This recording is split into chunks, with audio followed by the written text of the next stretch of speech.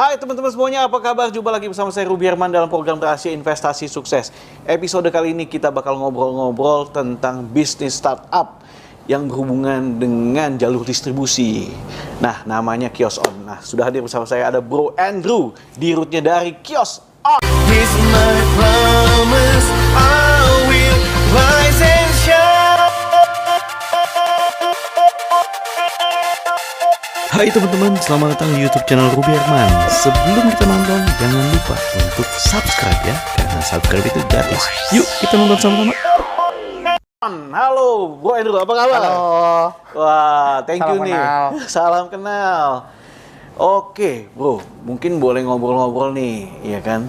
Nah, Kios On ini apa nih Kios On ini? Dan apa nih problem yang bisa di-solve nih? Jadi sebenarnya Kios On itu adalah platform berbasis gudang. Mudahnya kita platform berbasis gudang, kita itu ngebantu mendistribusikan barang Iya. ke tier 2 dan tier 3. Nah, apa nih tier 2 dan tier 3? Mungkin boleh dilanjut. Ya, jadi tier 2, tier 3 itu sebutan kayak kota besar kan Jakarta tier 1 lah kita sebutnya, Surabaya, Semarang itu tier 1. Nah, tier 2, tier 3 itu adalah seperti kabupaten. Kabupaten. Iya. Kalau tier 3-nya ya desa gitu Desa. kan, yang benar-benar memang di sana orang kesulitan lah karena secara scaling itu nggak masuk kalau misalkan satu brand untuk buka gudang hanya khusus untuk area sana, terlalu kecil. Iya. Jadi menjawab problem yang ada untuk distribusi ya. Untuk distribusi. Jadi basically kita ngebantu para brand-brand ini nih untuk mendistribusikan barang mereka sampai ke tier 3. Di luar itu kita juga ngebantu para UMKM nih, kan sekarang lagi ramai banget nih untuk berjualan secara online ya, terutama sejak COVID. Jadi mereka bisa taruh barang di tempat kita, itu free. Kemudian kita hanya cas ketika mereka ada jualan aja. Wow. Jadi benar-benar kita Konsinyasi anggapnya gitu ya? bukan konsumen, titip lah ya, titip. Iya, titip. Titip, jadi mereka boleh pakai kita punya warehouse management system, dikelola sama kita juga. Jadi gudang, manpower itu di-provide sama kita semua. Jadi benar-benar mereka itu hanya fokus untuk jualan aja. Gimana mereka promosi, gimana mereka bikin produk baru, sedangkan operation ada di kita. Oh gitu. Nah, ini ada berapa banyak nih Kios On misalnya di Indonesia kan? Di Indonesia. Di Indonesia. Sekarang ini sih kita ada 39 gudang. 39 gudang. Saat ini kita ada 39 gudang. Mungkin by next year kita akan sekitar 500 gudang. 500 gudang. 500 gudang. Nah, ini berarti bisa digunakan oleh UMKM atau di sekitar gudang tersebut ya? Itu Iya, bisa betul. dibilang gitu ya? Nah, apa yang menjadi kegelisahan nih bisa muncul Kios On? Pasti kan sebuah ini pasti ada kegelisahan ya gitu ya. Kegelisahan ya. Sebenarnya sih basically gini ya, ketika kita bicara, misalkan saya sebagai brand mau jualan, saya punya concern point biasanya pastinya di modal. Semua kan kalau ditanya nih, Betul. 99% saya rasa UMKM juga ditanya, kalian mau dibantunya apa? Duit. Tapi, nah duit ini mau buat apa gitu kan? Iya. Biasanya buat promotion, Yes. kemudian buat distribution. Yang Buat biasanya promotion dan distribution, iya. cost paling tinggi adalah di promotion sama distribution. Betul. Tapi betul. karena kita sendiri punya warehouse bank yang banyak, kita punya warehouse bank sekitar 13.800 warehouse bank. Warehouse bank ini apa sih? Warehouse bank itu jadi ada gudang-gudang yang memang non aktif lah, yang kita akan mau aktifkan. Jadi 13.000 itu 13.800 di seluruh Indonesia. seluruh Indonesia. Cuman memang saat ini kita baru ada 39 tadi. Oke. Nah, dari situ kita lihat nih, kalau teman-teman di UMKM, problem tadi kan cost itu paling tinggi di distribusi sama Distribusi ya, promotion. Iya, betul. Yang kita bisa bantu adalah dari sisi distribusi. Yang tadi, mereka taruh barang, nggak perlu bayar sewa. Wah. Itu utama. Jadi kalau biasanya nih harus sewa ruko, atau kalau misalkan mau buka cabang nih Iya. ke Surabaya, satu harus sewa ruko, dua Iya, harus iya. ada orang kepercayaan, ketiga habis itu dimakan kan, gitu kan. Iya. Jadi ya kita mengavoid untuk kita mengebantu para brand. Jadi anggapannya barang mereka itu dikelola sama profesional. Wow. Jadi mereka tinggal kirim ke kita. Kalau mereka butuh tenaga sales untuk kita canvas juga kita bisa bantu Bisa untuk juga? sampai canvas gitu. Wow, jadi outsource ngebantuin semua ya jadinya. Iya. Nah, produk-produknya ini apa aja nih yang dilayani di dalam gudang itu? Sebenarnya sih mostly produk e-commerce dan produk FMCG lah ya. Oh, FMCG. Iya, memang saat ini kita fokusnya lebih ke arah yang dry. Jadi ya misalkan baju, elektronik, home living, kemudian ya makanan tapi yang dry semua. Mantap nih. Kita belum, mungkin next year kita akan lari ke frozen. Oh lah, iya. Ya, lari next ke year. frozen. Saat ini memang fokusnya masih yang di dry dulu. Iya. Ini sebenarnya mulai sejak kapan sih untuk kios on ini? Sebenarnya Kioson itu sih udah lama ya. Udah lama Kita ya? kan juga udah Iya. TBK, cuman TBK kalau untuk lah. lari ke platform gudang itu kita baru start baru tahun ini. Oh, oke. Nah, tadi saat ini bermulainya di daerah mana dulu? Jawa dulu atau Jawa dulu. Jawa dulu ya? Saat ini kita adanya mostly di Jawa. Jadi kalau untuk Medan kita lagi setup, Makassar juga lagi setup, kemudian ada di Mataram sama Bali. Oh, oke. Nah, untuk penggunaan tadi kan ada sistemnya ya, untuk warehouse management dan lain-lain ya. Nah, itu semua nanti si UMKM ini bisa lihat untuk penjualan dan lain-lain atau gimana tuh? Iya, jadi di WMS itu sebenarnya sudah, WMS itu kan mungkin biar nggak roaming ya. WMS itu Warehouse Management System. Warehouse management Ya, system. sistem oke. manajemen inventory lah bahasa Oke. Indonesianya. Jadi di sana mereka tuh bisa ngeliat secara real time stok mereka saat ini tuh berapa. Dan sistem ini sudah terintegrasi dengan marketplace seperti Tokopedia, Shopee, Blibli, Lazada, Iya. sampai e-commerce platform seperti WooCommerce ataupun Shopify. Wow. Gitu. Dari kita sendiri juga kita membantu mereka dengan menyediakan website secara gratis.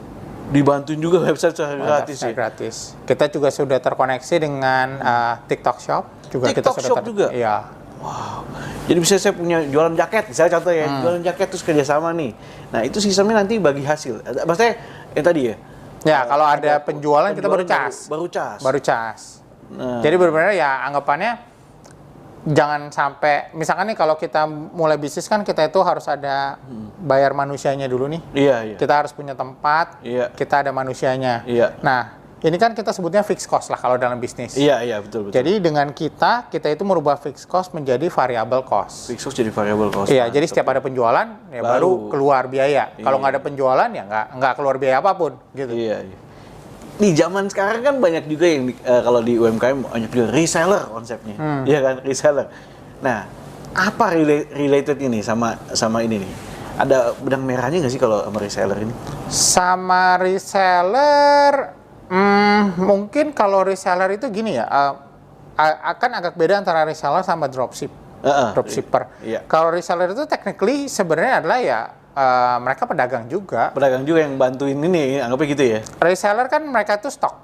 Mereka tetap beli dulu, mereka beli, kemudian mereka stok taruh di gudang, baru mereka berjualan. Iya. Iya kan?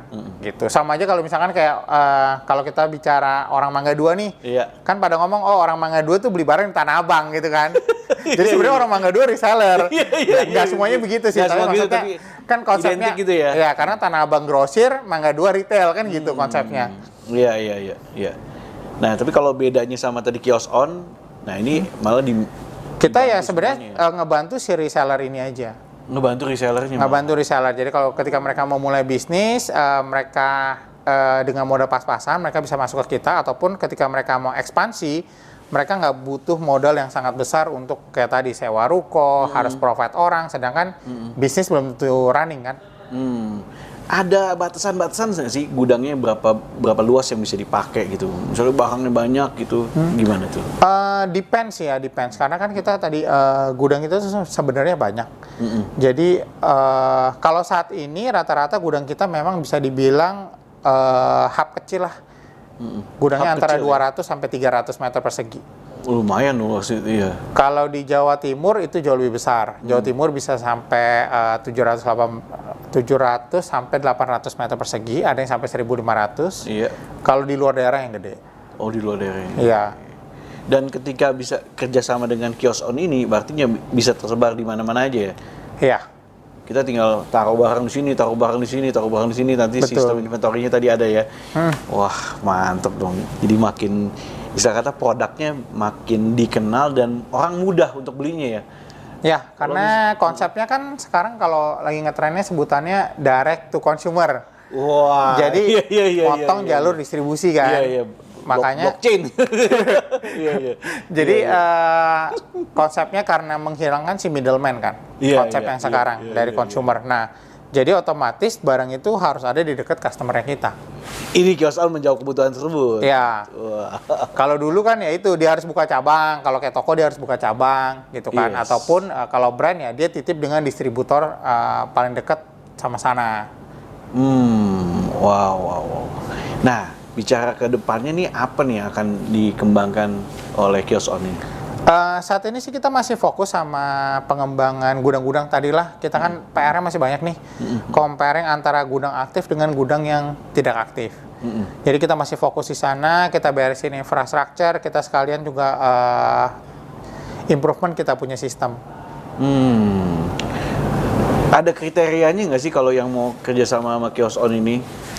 Harus apa? Harus UMKM? Apa? Harus UMKM ya? Enggak sih, semuanya bisa. Semuanya bisa ya. Asal ya itu, tadi kita punya saat ini gudang kita hanya bisa cover untuk yang dry. Kalau kosmetik itu masih di gudang-gudang tertentu, karena kan ada Bisa ini juga ya.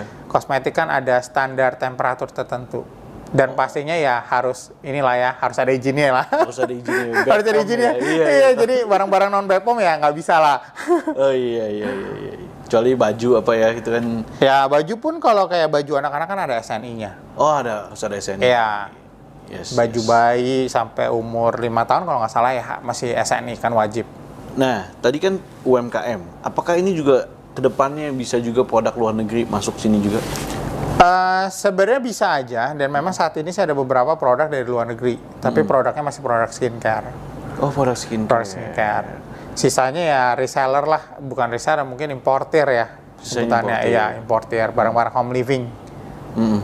Dan jadi ini membuka kesempatan kerjasama terus ya, membuka kesempatan untuk.